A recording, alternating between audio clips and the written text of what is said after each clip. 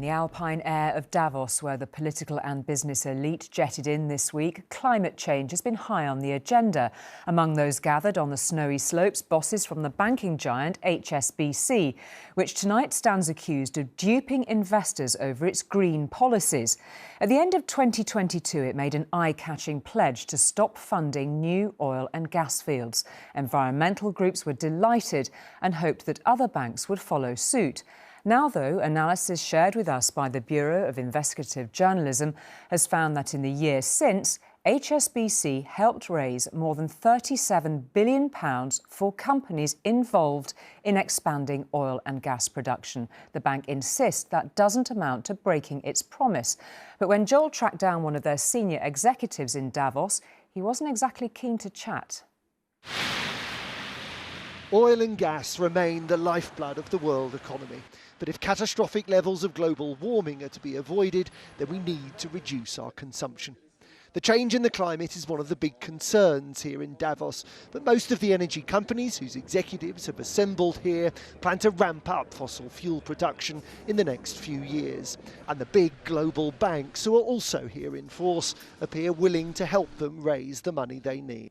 In December 2022, HSBC published a new energy policy which contained a bold pledge to no longer provide upstream finance through lending or capital markets for the specific purposes of new oil and gas fields and related infrastructure whose primary use is in conjunction with new fields. Now, the policy was built on the assumption that the transition to net zero could be more than met by existing known fields. Analysis by the Bureau of Investigative Journalism shared with ITV News found that in the year since HSBC made its pledge, the bank has helped raise more than £37 billion for companies that are expanding oil and gas production. In the first half of 2023, HSBC, with other banks, helped ADNOC raise £2.5 billion from selling shares in its gas and logistics business. ADNOC is currently developing this new gas field off the coast of Abu Dhabi. The company is owned by the UAE and plans to expand oil production by 25% in the next 4 years. Last year, HSBC also helped raise almost £1 billion for ADES Holding, which provides oil and gas drilling rigs primarily to Saudi Aramco. The world's biggest oil and gas producer plans to increase oil production by 8% by 2027 and increase gas production by up to 60% by 2030. John Hills from ITV News. HSBC declined our request for an interview, so we approached John Hinshaw, the bank's chief operating officer, after a panel discussion at Davos. In 2022, your bank pledged to stop financing new drilling, Mr. Hinshaw. Was that greenwash? Mr. Hinshaw, has HSBC ever refused to help finance new drilling on the grounds of climate change? Mr. Hinshaw didn't respond. In a statement, HSBC said, "We are committed to financing actions that will decarbonise today's fossil fuel-based energy system while scaling the clean energy system of tomorrow."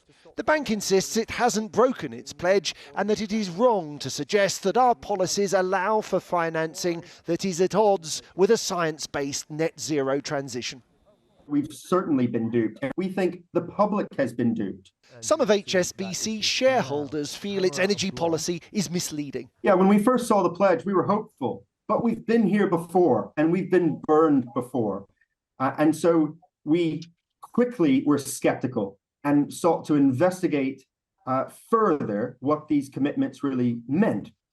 The International Energy Agency has warned that new oil and gas fields are incompatible with limiting global warming to 1.5 degrees. The head of the IEA says energy companies and banks face 2 risks. One is the climate risk, because if those fields are developed, we have no chance whatsoever to meet our climate goals. The second one is a business risk. The world may not need additional amount of oil. Above Davos and across the Alps, the glaciers are in slow retreat. Climate campaigners have spent this week sleeping outdoors in sub-zero temperatures. They are dedicated to net zero. They're hoping that companies and governments are too, and that the promises which have been made will be kept. And Joel, it's not just the aspirations on climate change discussed at Davos which are the backdrop here, but that big pledge, that historic pledge at COP28 on the phase out of fossil fuels. So where do the banks stand on that? Yeah, look, last month, for the first time, almost 200 countries agreed to cut the consumption of fossil fuels.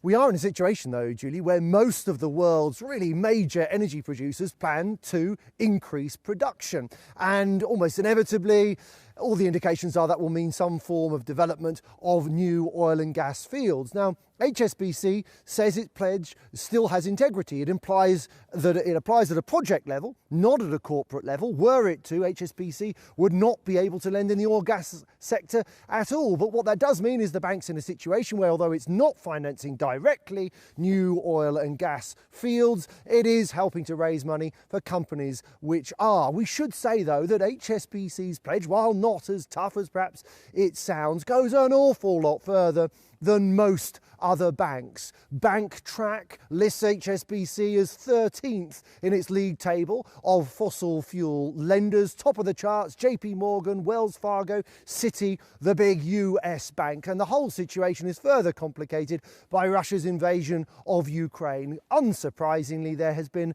a dash to try to exploit gas fields over in the United States in particular in the name of energy security. But at some stage and somehow this behaviour has to change.